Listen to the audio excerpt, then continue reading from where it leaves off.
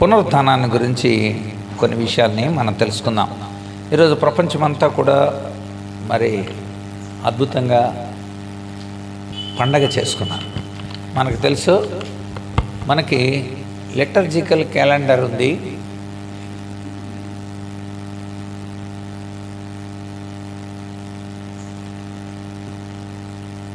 ఈ లిటర్జికల్ క్యాలెండర్లో చాలా ప్రముఖమైన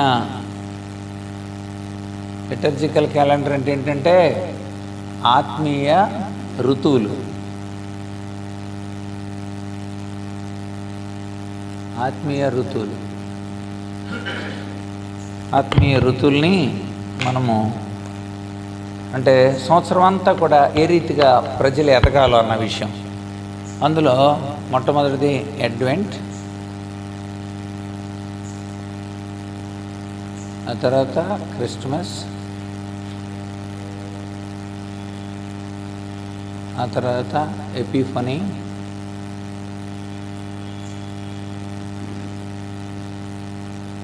ఆ తర్వాత లెంట్,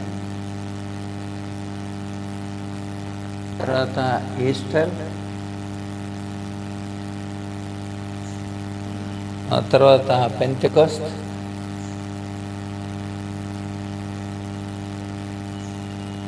ఆ తర్వాత త్రిత్వం.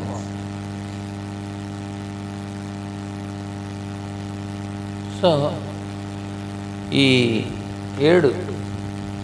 ఏడుగులో చాలా కీలకమైనది ఈ యొక్క పునరుత్థాన పండుగ. కనుక పునరుత్థాన పండుగ యొక్క ప్రత్యేకతని ఈరోజు మనం కొన్ని విషయాలు చర్చిస్లో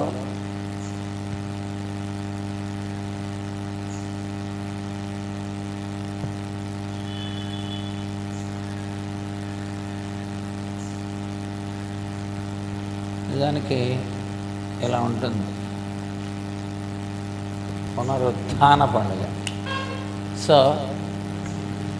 పునరుద్ధాన పండుగను గురించి మనం తెలుసుకుందాం. పునరుద్ధానం అంటే ఏంటి అసలు అర్థం? పునర్ ప్లస్ ఉత్థానం.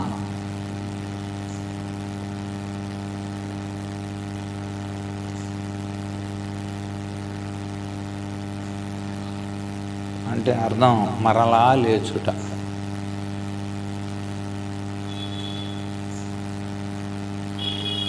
అదే అర్థం. తిరిగి లేపబడడం, మంటి నుండి, మరణం నుండి, పాతాళ వశం నుండి లేపబడడం. మనకి ఆ కారణాలు చూడవచ్చు. మనకి ఇట్లాంటికి రుజువులే. మంటి నుండి, మరణం నుండి, పాతాళం నుండి, పాతాళ వశము కాకుండా అని అర్థం. పాతాళం నుండి, మృత్యువు నుండి,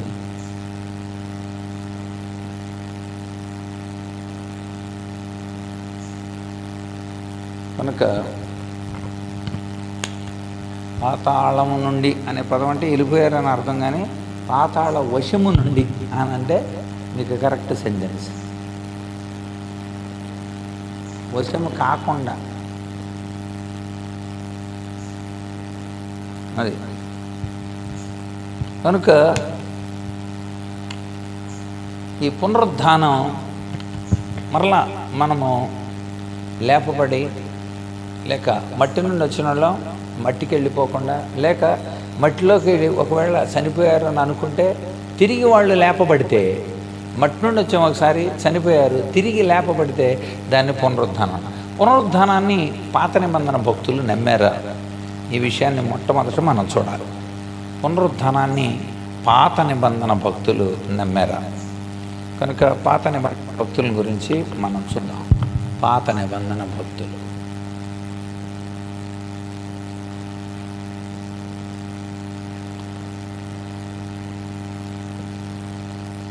పాత నిబంధన భక్తుల నుండి 2-3 ఉదాహరణలు మనం చూద్దాం. చూడండి ఒకసారి 49వ కీర్తన 15వ చరణం చదవండి. 49వ కీర్తన 15వ వచనం.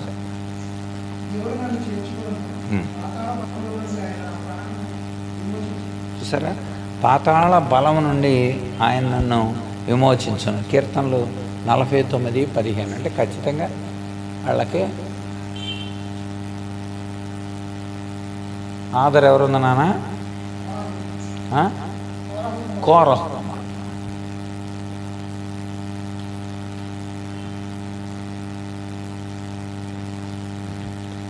తర్వాత 71వ కీర్తన చూడండి. 71వ కీర్తన 20వ చరణంలో 71:20లో దావీదు చెప్తూ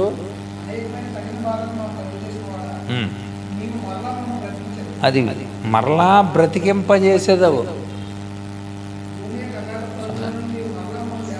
అది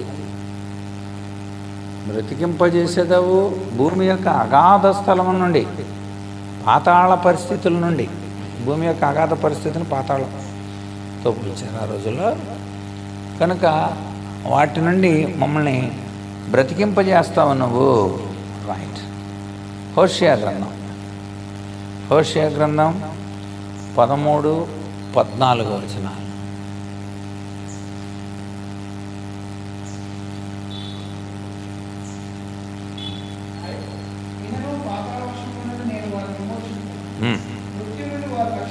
మృత్యువు నుండి నువ్వు రక్షిస్తావు. మృత్యువు నుండి.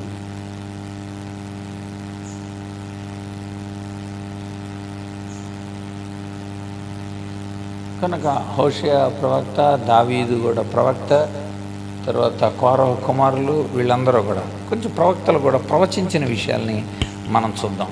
యెషయా లాంటి వాళ్ళు ఇక ప్రవచనాలు కొన్ని చూద్దాం. వాళ్ళ భక్తులు అలా చెప్పారు.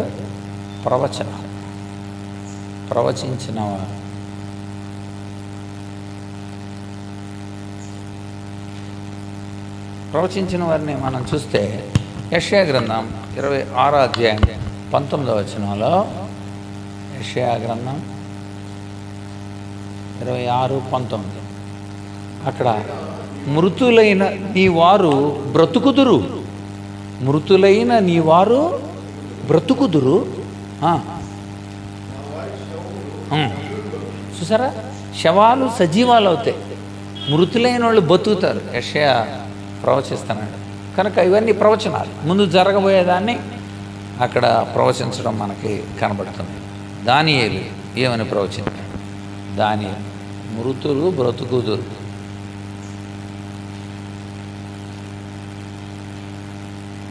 నెక్స్ట్ దానియేలు గ్రంథం చూడండి ఒకసారి. దానియేలు గ్రంథం 12వ అధ్యాయం 2వ వచనాన్ని మనం చూస్తే, సమాధులలో నిద్రించుచున్నవారు మేల్కొనిద్దరు. ఆహా, సమాధులలోని వాళ్ళు మేల్కొంటారు. ఇవన్నీ ప్రవచనాలు. అంటే ఏంటి? ఇప్పుడు మట్టిలోకి వెళ్ళిపోయారు, ఇప్పుడు మళ్ళీ లెగలాళ్ళు, మట్టోళ్ళే మళ్ళీ లేపడం, అది పునరుద్ధరణ. కనుక మనం పునరుద్ధరణాన్ని కనుక మరలా లేవడం,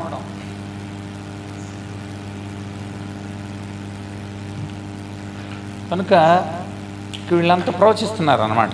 ఖచ్చితంగా ఆయన మరలా యేసు ప్రభు కూడా డైరెక్ట్గా చెప్పాడు, మేలు చేసిన వారు జీవ పునరుద్ధానమునకును, కీడు చేసిన వారు తీర్పు పునరుద్ధానమునకును లేపబడుతురు అంటాడు ఆయన, యేసు ప్రభు కూడా. యోహాను సువార్త కూడా రాయండి. యోహాను సువార్త 5వ అధ్యాయం.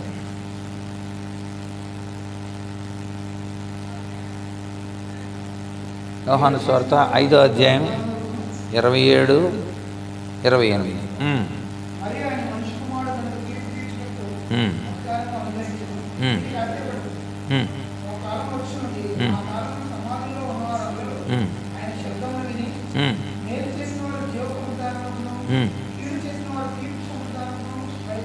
ఇప్పుడు దానియేలు అక్కడ 2 భాగాలు చెప్పాడు కదా. దానియేలు ఏం చెప్పాడు అక్కడ? తర్వాత ఇంకా ఉంటుంది అక్కడ. దానియేలు గ్రంథం 12:2లో మేల్కొనిద్దరు. మేల్కొన్న తర్వాత నిత్య జీవము నిమిత్తమై కొందరు నింద అనుభవించడానికి మరికొందరు ఉంటారంట. ఇక్కడ 2 కేటగిరీ రాసుకోండి. నిత్య జీవము నిమిత్తమై,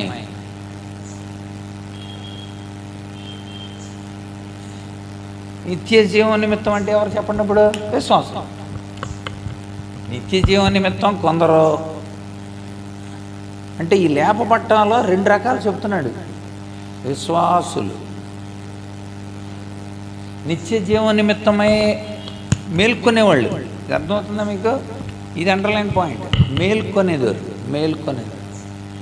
ఆ మేల్కొనే వాళ్ళలో నిత్య జీవం నిమిత్తం మేల్కొనే వాళ్ళు కొంతమంది, తర్వాత నింద పాలవడానికి కోసం, అవమానపరచబట్టడం కోసం, నింద అనుభవించుటకై అని ఉంటుంది. అదే హేయులగుటకు పోనారా రాయండి. హేయులుగా ఉండడానికి కోసం. వీళ్ళు ఎవరనమాట? అవిశ్వాసం. వాళ్ళు విశ్వాసులైతే వీళ్ళు అవిశ్వాసం. పునరుద్ధానంలోనే 2 భాగాలు చెబుతున్నాడు. అంటే పునరుద్ధానం అందరికి ఉంది, అది తెలుసుకోవాలి మనం. పునరుద్ధానం అందరికీ కనుక సమాధుల్లోనే మేల్కొంటారు. అయితే యేసుప్రభు దానికి క్లారిటీ ఇచ్చాడు. ముందు జీవ పునరుద్ధానం జరుగుతుంది, తర్వాత మరణ పునరుద్ధానం జరుగుతుంది. మొట్టమొదట దేవుని పిల్లలు లేపబడతారు. లేపబడిన తర్వాత 7 ఏండ్ల విందు తర్వాత ఇక్కడికి వచ్చి 1000 ఏండ్ల పరిపాలన తర్వాత, ఆ తర్వాత కడమ మృతులు బ్రతుకుదురు. ఆ తర్వాత ఆ 1000 ఏండ్ల పరిపాలన తర్వాత కడమ మృతులు బ్రతుకుదురు. అప్పుడు తీర్పు. అంచేత వాళ్ళకి మధ్యలో విందుంది, 1000 ఏండ్ల పరిపాలన ఉంది. అది మనం తెలుసుకోవాల్సిన సత్యం. సో ఇక్కడ మళ్ళీ యేసుప్రభు అదే విషయాన్ని ఈ 2 కేటగిరీస్ని దానియేలు ఎలాగైతే చెప్పాడో, పునరుద్ధానం 2 రకాలుగా ఎలా ఉందో, విశ్వాసులకి అవిశ్వాసులకి వేరుగా ఎలా ఉందనేది యేసుప్రభు కూడా చెప్పాడు. ఇప్పుడు మళ్ళీ యోహాను సువార్త 5:27, 28 చదవండి. ఇక్కడ కూడా మనకి యేసుప్రభు చెప్పిన 2 కేటగిరీలు మనకు కనబడతాయి. చూడండి, యేసుప్రభు చెప్పిన దాంట్లో మేలు చేసిన వారు, మేలు చేసిన వారు, అక్కడ జీవ పునరుద్ధానం.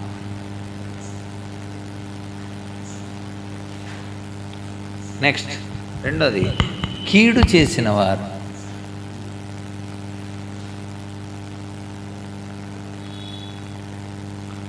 కీడు చేసిన వారు, తీర్పు పునరుద్ధానం, జడ్జిమెంట్.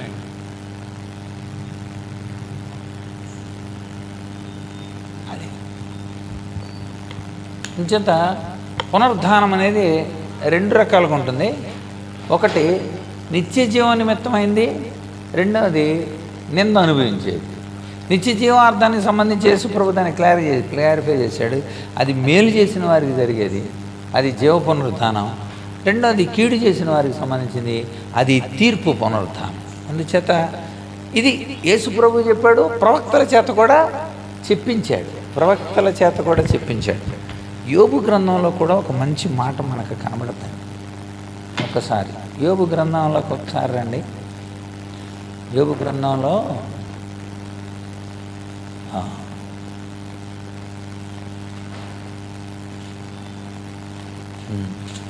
యోబు గ్రంథం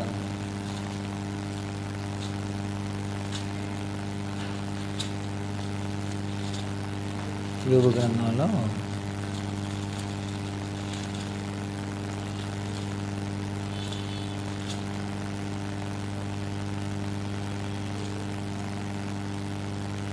తిరిగి నరులు బ్రతుకుదురా అనే ఒక ప్రశ్నతో ప్రారంభమవుతుంది అన్నమాట. 2 ప్రశ్నలు మనకు అక్కడ కనబడుతుంది అన్నమాట. ఆ మాటను మనం ఒకసారి దీనికి కలుపుకోవాలి. ఎందుకంటే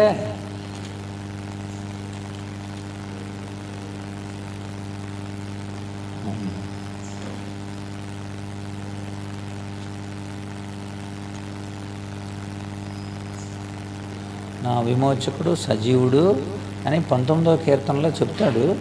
వాస్తవంగా అంతేకాకుండా యోబు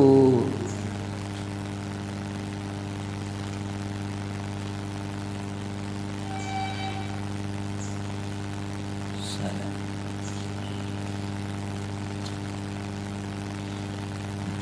సరే నేను చూపిస్తాను, మనకు సందర్భానుసారంగా గుర్తొస్తుంది.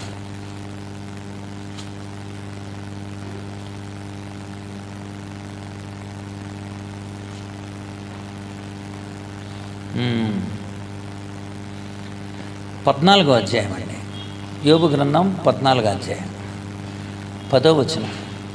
నరులు మరణమై కదలలేక పడియుందురు, నరులు ప్రాణము విడిచిన తర్వాత వారు ఏమైపోదురు? ప్రశ్న, అక్కడ ఒక ప్రశ్న. ఓకే, 10వ వచనం. నెక్స్ట్ 14:10 తర్వాత 14వ వచనం. మరణమైన తర్వాత నరులు బ్రతుకుదురా? అలాగుండిన యెడల నాకు విడుదల కలిగిండు వరకు నా యుద్ధ దినములన్నీ నేను కనిపెట్టి ఉందను. అలాగుండిన యెడల నీవు పిలిచెదవు, నేను నీకు ప్రత్యుత్తరము ఇచ్చేదను. ఓకే, బతుకుతారా? లేస్తారా? వాళ్ళు ఏమైపోతారు అని ప్రశ్నించాడు. ఇక్కడ 19వ అధ్యాయానికి రండి. 19వ అధ్యాయంలో నా విమోచకుడు సజీవుడు, ఆయన భూమి నిలుచునని నేను చెబుతాను. తర్వాత అంటాడు, ఇలాగు నా చర్మము చీకిపోయిన తర్వాత శరీరంతో నేను చూస్తాను. చర్మం చీకిపోయిన తర్వాత నేను శరీరంతో చూస్తాను, నా మట్టుకు నేనే చూస్తా, శరీరం లేకయే చూస్తా అన్నాడు. అక్కడ చూడండి, అక్కడ శరీరము లేకయే అని అక్కడ 2 అంకెసి ఉంటుందో చూడండి. ఈలాగు నా చర్మము చీకిపోయిన తర్వాత శరీరముతో నేను దేవుని చూచేదను, శరీరము లేనివాడనే నేను చూచేదను.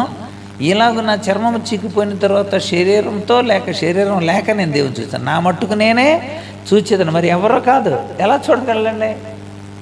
అదే పునరుద్ధానం. అక్కడ ప్రశ్న, ఇక్కడ జవాబు.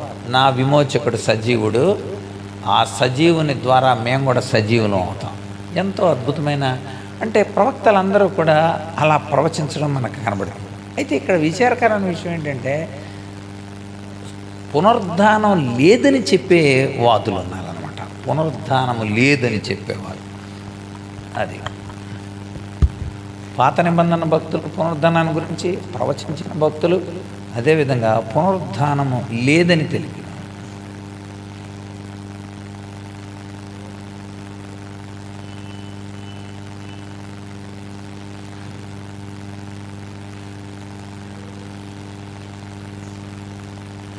పునరుద్ధానం లేదని చెప్పేవాడు.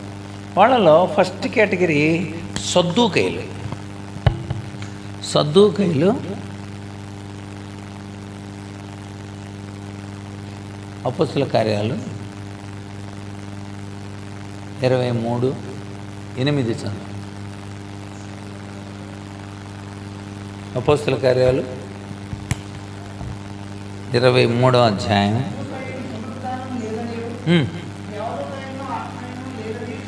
అది వాళ్ళ థీరీ. అది సద్దూకైల యొక్క విధానం ఏంటంటే, పునరుద్ధానం లేదని, అసలు దేవదూత లేడు, ఆత్మ అనేది లేదని వాళ్ళు చెప్తున్నారు.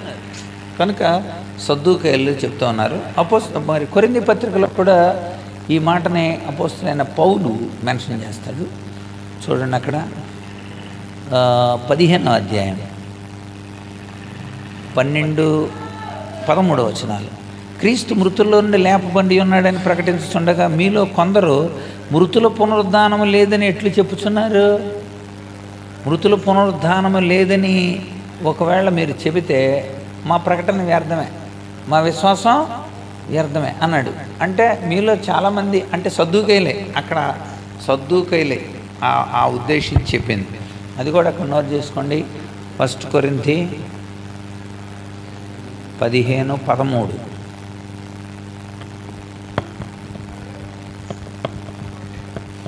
నెక్స్ట్, కొంతమంది గ్రీకుల్లో కూడా ఈ పునరుద్ధానం లేదని నమ్ముతున్నారు. గ్రీకుల్లో సద్దూకైలు, గ్రీకులు. అపోస్తుల కార్యాలు చూద్దాం. 17వ అధ్యాయంలో, అపోస్తుల కార్యాలు 17వ అధ్యాయంలో 18వ వచనం చదువుదాం. ఎపిక్యూరీలు అని ఉంది, అది నోట్ చేసుకోండి. ఎపిక్యూరీలు 32వ వచనం కూడా చూడండి.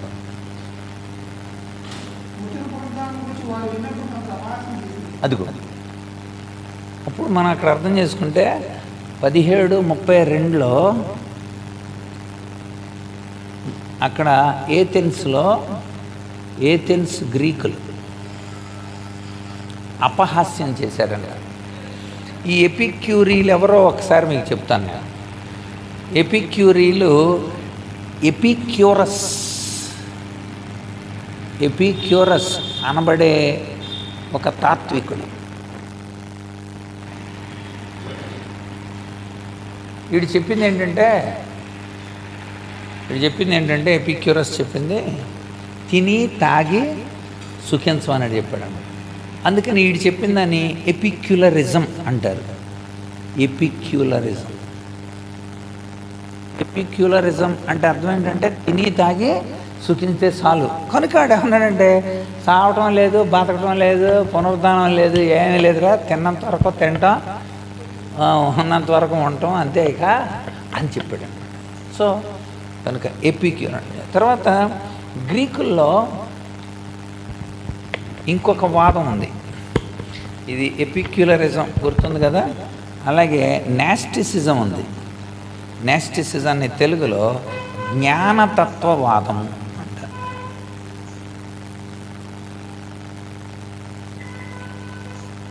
జ్ఞానతత్వవాదం, నాస్టిసిజం. నాస్టిసిజం రాసేటప్పుడు ఎన్నకు ముందు జీ పెట్టాలి. ఇంగ్లీష్లో రాసేటప్పుడు నాస్టిసిజం జీ క్యాపిటల్ జీ పెట్టాలి. అలాగే జ్ఞాస్టిసిజం అనకూడదు, నాస్టిసిజం. సో జ్ఞానతత్వవాదం కూడా చెప్తుంది ఏమని, పునరుద్ధానం లేదు, అసలు యేసు ప్రభు శరీరధారిగా వచ్చాడన్న విషయం కూడా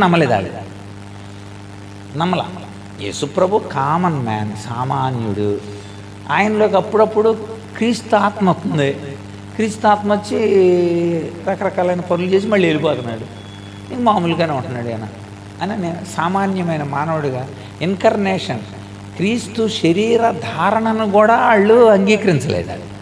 దేవదూతల ఆరాధన ప్రవేశపెట్టిన వాళ్ళు జ్ఞానతత్వం.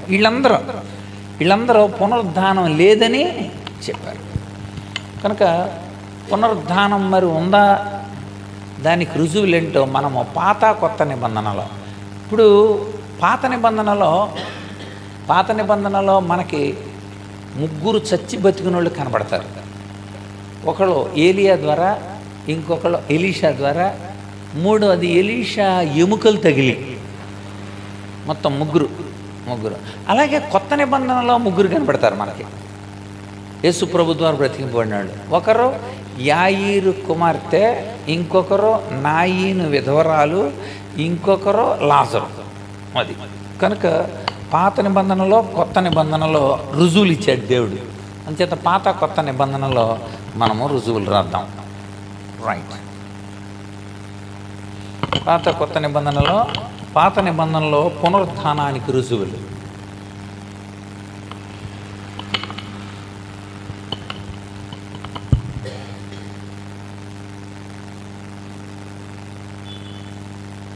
పాత నిబంధనలో పునరుత్థానానికి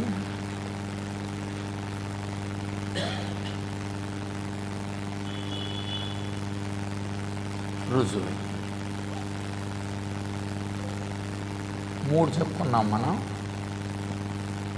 అందులో మొట్టమొదటిది రాజుల మొదటి గ్రంథం 17:22. రాజుల మొదటి గ్రంథం 17.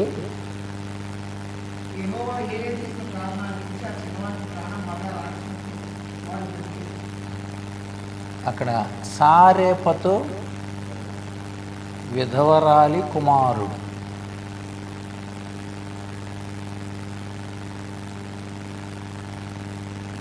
నెక్స్ట్ 2 ఎలీషా ద్వారా ఘనురాలైన స్త్రీ యొక్క కుమారుడు ఎలీషా ద్వారా. అది ఏలియా ద్వారా అని గుర్తుపెట్టుకోవాలి మనం. అది ఏలియా ద్వారా. నెక్స్ట్ ఎలీషా ద్వారా రాజుల 2వ గ్రంథం 4వ అధ్యాయం 35వ వచనం.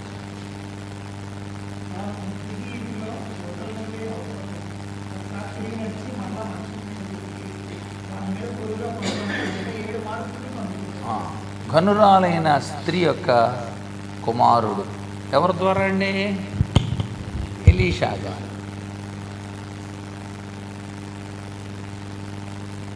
నెక్స్ట్ ఇవన్నీ మనకు రుజువులు, పాత నిబంధనలో రుజువులు ఇచ్చారు, భక్తులు చెప్పారు, అన్నీ కూడా కొత్త నిబంధనలో కూడా వస్తాం. సో పాత నిబంధనలో 3వ రుజువు రాజుల 2వ గ్రంథం 13:21.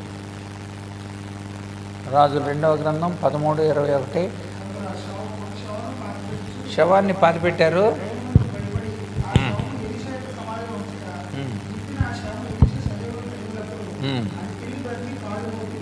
అది ఎలీషా శల్యం ఎముకలకు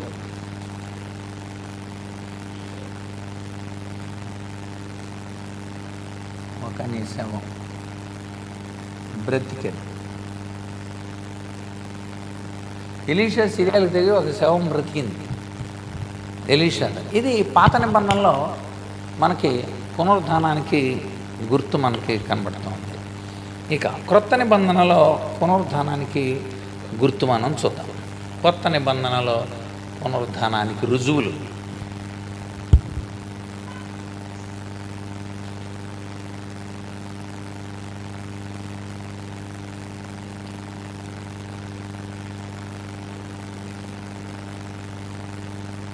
కొత్త నిబంధనలో పునరుద్ధానానికి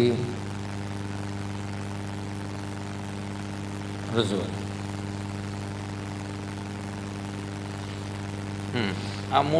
ఆ మూడు సంఘటనల్ని మన రాయలగూడి. ఇక్కడ కూడా 3, అక్కడ కూడా 3. మొట్టమొదటిది యాయీరు కుమార్తె. మత్తయి సువార్త 9:25. మత్తయి 9:25. అది యాయీరు కుమార్తె. ఈ 3 యేసు ప్రభు ద్వారానే జరిగింది. యేసు ద్వారా, పైన నోట్ చేసుకోవాలి, 3 యేసు ద్వారా.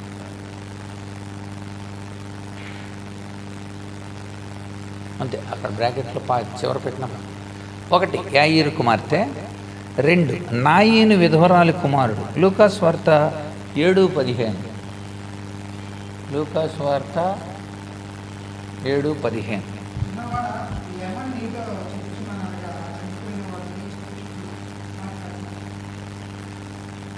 నాయీను విధవరాలి కుమారుడు.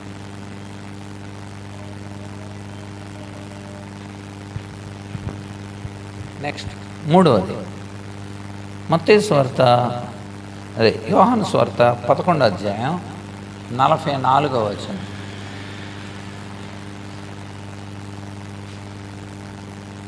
లాజరు బయటికి రా అని పిలిచాడు. అంతే, వెంటనే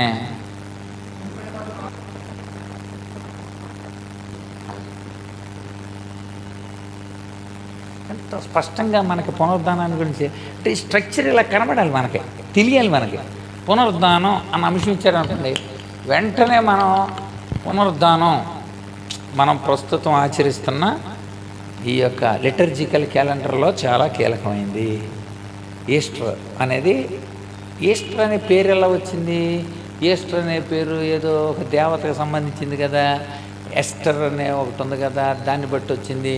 ఇదేదో సూర్యుడు భూభాగాన్ని అంటే మధ్య రేఖ, భూమధ్య రేఖ అనే సూర్యుడు దాటేటప్పుడు వచ్చే పండగ కూడా ఈ పేరే ఉంది. అవన్నీ తీసేయండి. యేసు ప్రభు పునరుద్ధాన పండగ అని చెప్పండి. ఏ పండుగ ఇదే? పునరుద్ధాన పండగ. చాలు. ఇక పునరుద్ధాన పండుగ నువ్వు అది పోనీ ఈస్టర్ తీసేవయ్యా, రిజరక్షన్ పండుగ ఇది మాకు ఆయన పునరుద్ధానుడైన పండుగ. రైట్, అప్పుడు పునరుద్ధానం దగ్గరికి రావాలి మాకు. పునరుద్ధానం రైట్. పాత నిబంధనలో భక్తులు చెప్పారా? చెప్పారు. కొత్త నిబంధనలు యేసయ్య చెప్పాడా? చెప్పాడు. ఇక కొత్త నిబంధనలు భక్తులు చాలామంది చెప్పారు. పౌలు, పేతురు, యోహానులు అందరూ చెప్పారు. అది మనం ఇంకా ముందుకెళ్తాం. అయితే ప్రవచించారా? ప్రవచించారు. ఈ పునరుద్ధానం ఎన్ని రకాలుగా ఉంది? 2 రకాలుగా ఉంది. పునరుద్ధానం లేదని కూడా కొంతమంది చెప్తున్నారు. నిజంగా ఒకవేళ ఉంటే పాత నిబంధన పునరుద్ధానానికి రుజువులేంటి, కొత్త నిబంధన పునరుద్ధానానికి రుజువులేంటి? ఓకే.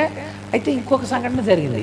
యేసు ప్రభు కేక వేసి చనిపోయిన సమయంలో సమాధులు తెరవబడి కొంతమంది బ్రతికి వెళ్ళి యెరూషలేములో తమను తాము కనపరుచుకునిరే అని ఉంటుంది. అది కూడా మనం నోట్ చేయాలి. అది కూడా మనం మత్తయి సువార్త 27:52 ఇది స్పెషల్ కేటగిరీస్. మత్తయి సువార్త 27:52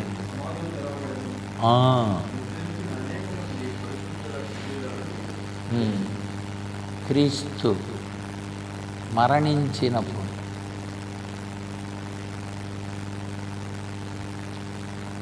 మరణించినప్పుడు సంఘటన.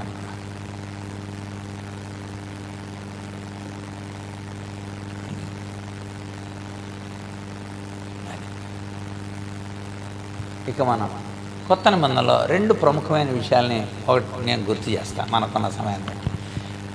పునరుద్ధానాన్ని గురించి మొట్టమొదట యేసు ప్రభు తిరిగి లేచాడు అని మొట్టమొదట ప్రచురించిన వాళ్ళు ఎవరో?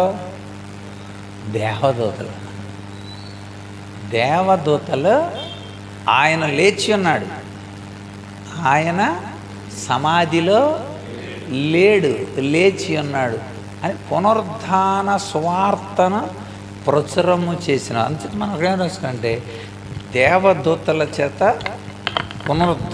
దేవదూతలతో పునరుద్ధానాన్ని ప్రకటింపజేశాడు. రైట్లోని వరుసగా 3 సువార్తలు ప్రధానంగా రాసేయచ్చు. దేవదూతలతో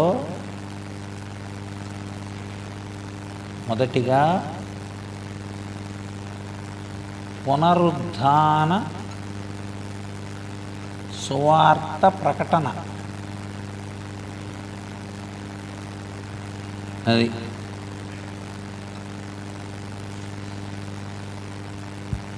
దేవదూతలతో మొదటిగా పునరుద్ధాన సువార్త ప్రకటన. మత్తయి సువార్త 28:6 చక్కగా సంఘంతో చదివింపజేయాలి మనం. 28:6. మార్కు సువార్త 16:6. లూకా సువార్త 24:6. అబ్బా సూపర్గా ఉందండి రెఫరెన్స్. 28:6, 16:6, 24:6 గుర్తుపెట్టుకోవచ్చు కదా. చివరధ్యాయాలు అయ్యి. మత్తయి సువార్త చివరధ్యాయం 28, మార్కు సువార్త 16 అధ్యాయం అన్నీ 6. సులభంగా గుర్తుపెట్టుకోవడం న్యూమనిక్ మెమరీ. ఓకే. యోహాను అక్కడ డైరెక్ట్ యేసుప్రభువే చెప్పాడు. యేసుప్రభువే మగ్దలైన మరియతో ఎందుకు ఏడ్చుతున్నాము, ఎవరిని ఎత్తుతున్నాము. రైట్. తర్వాత మనం స్ట్రక్చర్ ఓకే, వండర్ఫుల్. ఇంత బాగుందని ఎంత బాగా నేర్చుకుంటున్నారు మీరు చక్కగా. రైట్. అయితే పునరుద్ధానాన్ని యేసు ప్రభు ఎందుకు పునరుద్ధానాన్ని ఆయన చేశాడు అంటే పునరుద్ధానం ఎందుకు అనేది ముందు అసలు దానికంటే ముందు మనం పునరుద్ధానాన్ని చూచిన వాళ్ళు ఎవరో. యేసు పునరుద్ధానుడైనప్పుడు 40 రోజులు ఈ భూలోకంలో ఉన్నాడు. ఎన్ని రోజులు? 40 రోజులు 11 సార్లు ప్రత్యక్షమయ్యాడు. ఆ ప్రత్యక్షతలు రాసేయండి. 11 సార్లు ఎవరెవరికే ఎక్కడ ఎప్పుడు ప్రత్యక్షమయ్యాడో రాసిస్తే మనకి క్లారిటీ ఉంటుంది అన్నమాట. అక్కడ దానికంటే ముందు మనం ఆ వచనాన్ని అక్కడ వేయాలి మనం.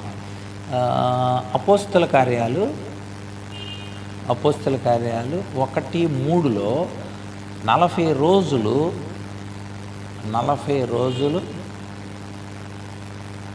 తన్ను కనపరచుకొనుచు,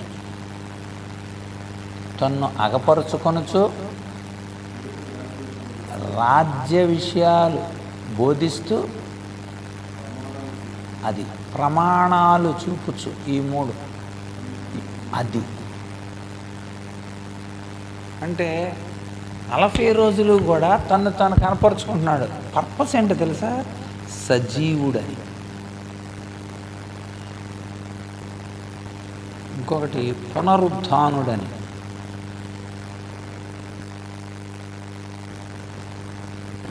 పునరుద్ధానుణ్ణి, నేను సజీవుణ్ణి అని తన్ను తాను కనపరుచుకోవటానికి 40 రోజులు ఉన్నాడు. దేవుని రాజ్యంలో మీరంతా చేరండి అని దేవుని రాజ్యాన్ని ప్రకటించడానికి కోసం. మనం ఒక వారం ముందు చెప్పుకుంటే ఆదివారాలు ఇవి చెప్పుకునేవాళ్ళం. వాళ్ళు మధ్యలో గుడ్ ఫ్రైడే వచ్చింది, అందుకోసం గుడ్ ఫ్రైడే గురించి చెప్పుకున్నాం. 2 వచ్చేసినాయి ఒకేసారి పండగల. అందుచేత మనం ముందు చెప్పుకోవడానికి అవకాశం లేకుండా ఉంది. లేకపోతే వీటన్ని ఇప్పటికైనా ఏం కాదండి, వచ్చే వారం లేకపోతే మధ్యలో ఈ వారం అంతట్లో జరిగేట్లో చక్కని అవగాహన మన సంఘానికి ఇవ్వచ్చు. రైట్, అది చూసుకుంటే వచ్చే వారం కూడా దీని యొక్క చరిత్ర, పౌలు ఏం చెప్పాడు, పేతురు ఏం చెప్పాడు, యోహాన్ ఏం చెప్పాడు, యాకోబు ఏం చెప్పాడు, భక్తులు ఏమేమి ఈ పునరుద్ధానం గురించి వివరించారో, ఏ కోణంలో వాళ్ళు తమ అనుభవాన్ని పొందారో మనం చూద్దాం. వరుసగా మొట్టమొదటి నుండి 11 ప్రత్యక్షతలు కూడా మనం చూద్దాం. మొదటిది వరుసగా నోట్ చేసుకోండి. మార్కు సువార్త 16:9. మార్కు 16:9. మగ్దలేని మరియ.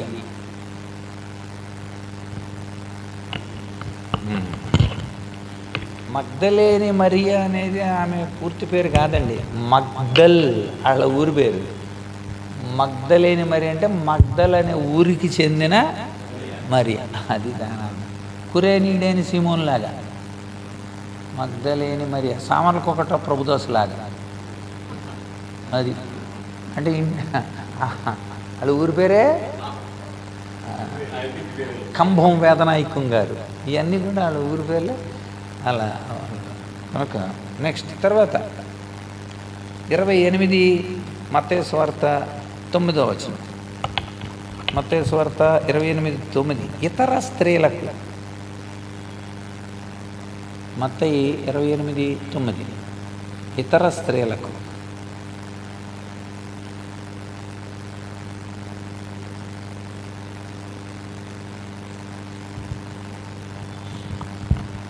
మత్తయి సువార్త 28:9. ఇతర స్త్రీలకు.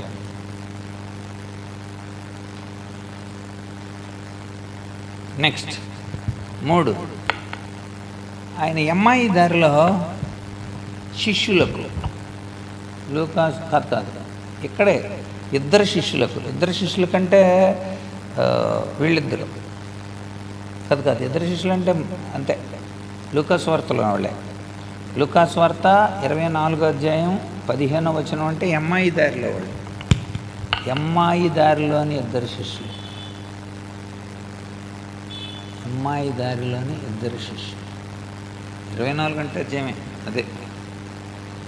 నెక్స్ట్ లూకాస్ వార్త 24:36లో 11 మంది శిష్యులకు. లూకాస్ వార్త 24:36 11 మంది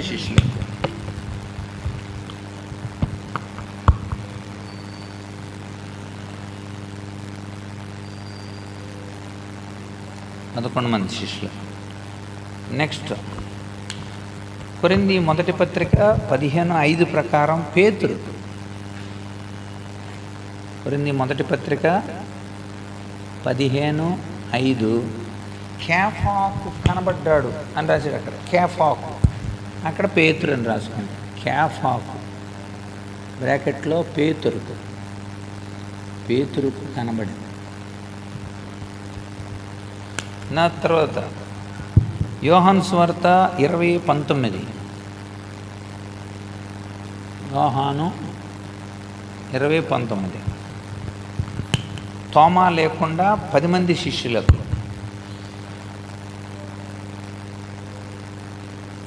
తోమా లేడు, 10 మంది శిష్యులు.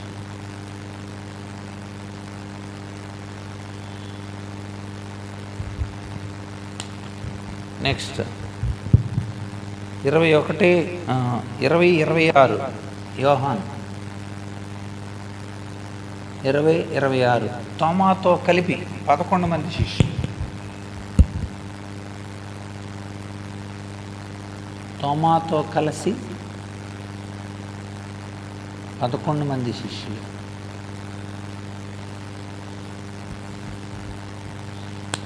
నెక్స్ట్ యోహాను సువార్త 21:1 గలిలయ సముద్ర తీరంలో. యోహాను 21:1 గలిలయ సముద్ర తీరం.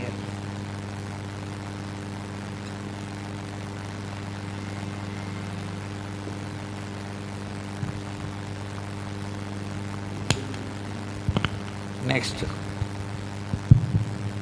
కొరింథీ మొదటి పత్రిక 15:6 500 మందికి. కొరింథీ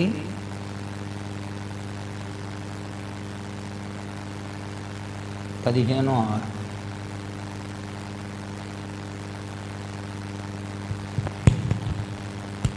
500 మందికి.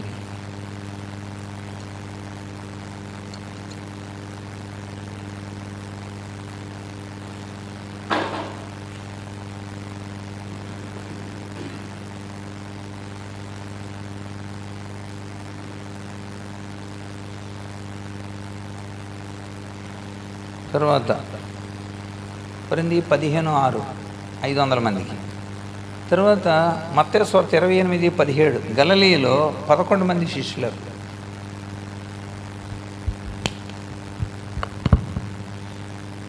మత్తయి 28:17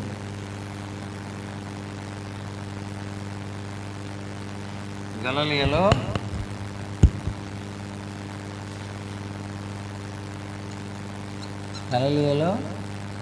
11 మంది శిష్యులకు. చివరిది యాకోబుకు. కొరింథీ మొదటి పత్రిక 15:7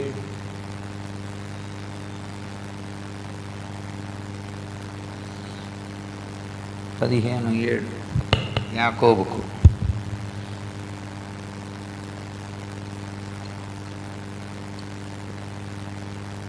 పదకొండు సార్లు ప్రత్యక్షమయ్యాడు. అంతేకాకుండా చివరిలో మనకేం కనపడుతుందంటే ఆయన ఆరోహణం అయినప్పుడు అందరికీ కనబడింది అని ఉంటుంది. లూకా సువార్త 24వ అధ్యాయంలో అందరికీ కనబడింది.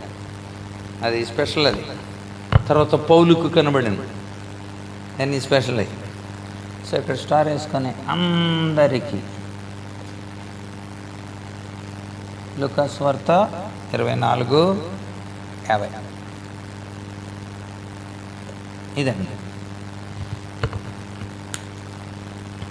సో మీరు దీన్ని స్క్రీన్ షాట్ దాచుకోండి. స్క్రీన్ షాట్ తీసుకొని దూరంగా దాచుకోండి. పునరుద్ధానం అని టైటిల్ పెట్టుకోండి ఎప్పుడన్నా మీరు చేసుకున్నప్పుడు. ఇదండి. ఓకేనా? అవగాహన అండి. వచ్చే వారం మరిన్ని విషయాల్ని మనం తెలుసుకుందాం. ఓకే, ఓవరాల్గా మనకున్న 7 ఋతువుల్లో కీలకమైంది పునరుద్ధానం. ఈస్టర్ పునరుద్ధాన పండగ అని అనుకున్నాం. పునరుద్ధాన పండగ కనుక పాత నిబంధన భక్తులు ప్రవచించారు, పాత నిబంధన భక్తులు తెలియజేశారు, తర్వాత యేసు ప్రభు తెలియజేశాడు. అందులో 2 రకాలు తెలియజేశాడు. లేదని కొంతమంది చెబుతున్నా మనం రుజువిస్తాం. పాత నిబంధన పునరుద్ధానానికి రుజువులు, కొత్త నిబంధన పునరుద్ధానానికి రుజువులు తెలుసుకున్నాం. తర్వాత మొట్టమొదటి పునరుద్ధాన స్వార్థని దేవదూతలు ప్రచురం చేశారు. తర్వాత సజీవుడని తన్ను తానే 11 సార్లు ఆయన ప్రత్యక్షమయ్యాడు. ఇది అంచేత పునరుద్ధానం శక్తిని గురించి కూడా వచ్చేవారం మనం తెలుసుకుందాం. పునరుద్ధాన శక్తి ఎంత గొప్పది మనము వచ్చేవారం తెలుసుకుందాం.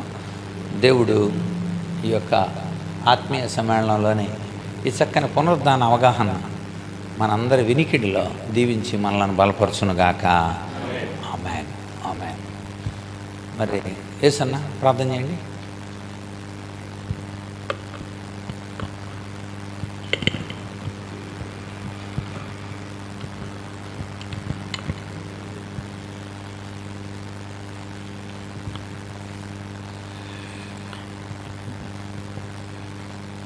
ప్రేమల తండ్రి, కృపల దేవందమనైనా ఈ పునరుద్ధాన పండుగను గురించినైనా ఈరోజు ఈ దిన ఆత్మీయ సమ్మేళనంలో ప్రభా నీ దాసులుగా నీ బిడ్డలుగా మేమందరము కూడుకొని మరొక్కసారి మా కొరకు మీరు చేసినటువంటి త్యాగాన్ని బట్టి, మా కొరకు మరలా తిరిగి మీరు లేచినటువంటి విధానాన్ని బట్టి ఈ రోజున ప్రపంచ దేశాలన్నీ కూడా, ప్రపంచమంతా కూడా, లోకమంతా కూడానైనా నీ పునరుద్ధానపు పండుగను ప్రభునైనా గొప్పగా జరుపుకోవడానికి ఇచ్చిన కృపను బట్టి స్తోత్రాలు తండ్రి. అందులో ఉన్నటువంటి విశేషాలు నైనా మీరు లేచినటువంటి సందర్భాలను బట్టి నైనా ప్రవక్తల ద్వారాగా, అలాగే నైనా ప్రభా ప్రవచనాల ద్వారాగా నైనా మరి మీరు తెలియజేసిన విషయాలు పాత నిబంధనల నుండి క్రొత్త నిబంధనల నుండి ప్రభునైనా అద్భుతమైన విషయాలు ప్రభా నీ దాసుల పాలన్ని గారి ద్వారాగా మేమునైనా ప్రభా నేర్చుకోవడానికి ఇచ్చిన కృపను బట్టి స్తోత్రాల తండ్రి. విన్నటువంటి నేను ప్రభా ఈ పునరుద్ధానపు నైనా ప్రభా మాటలను బట్టినైనా, వాక్యాలను బట్టినైనా మా హృదయంలో భద్రం చేసుకుంటూ ఈ లోకములో ప్రభా నీ పునరుద్ధాన్ని ప్రకటించడానికి నైనా పునరుద్ధానపు శక్తిని, బలాన్ని ప్రభా మేము పొందుకోవడానికి మీ కృప చూపించండి. ఈరోజు జరిగినటువంటి ఆత్మీయ సమ్మేళన కార్యక్రమం బట్టి స్తోత్రాలు చెల్లించుకుంటూ వచ్చిన వారిని బట్టి స్తోత్రాలు, రానటువంటి వారిని కూడా జ్ఞాపకం చేసుకోమని యువ ప్రభా చేసిన ప్రార్థన పాత్రని చేర్చుకోమని యేసయ్య ఉన్నతమైన పరిశుద్ధ నామమును ప్రార్థించి మిక్కిలి వినయంతో బ్రతమాలి వేడుకొంచున్నాము తండ్రి, ఆమేన్. మన తండ్రి అయిన దేవుని ప్రేమ, కుమారుడైన యేసుక్రీస్తు కృప, పరిశుద్ధాత్మేందుల అన్యోన్య సహవాసము, ఆదరణ, భద్రత చేరిన మనకును లోకంలో ఆయన పునరుద్ధానాన్ని అనేక మందికి చాటుతూ పునరుద్ధాన శక్తితో నడిపింపబడుతున్న ఆయన జనాంగానికి అంతటికి సదాకాలము తోడేండునుగాక. ఆమేన్. అందరికి వందనాలండి. Thank you.